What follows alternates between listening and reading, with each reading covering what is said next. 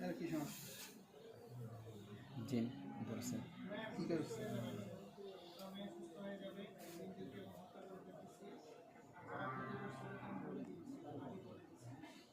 কি করছে?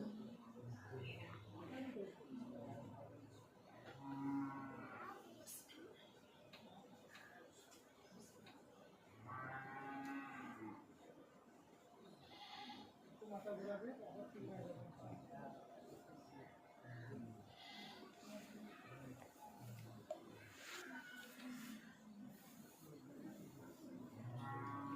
লাশ দেখতে পাচ্ছেন?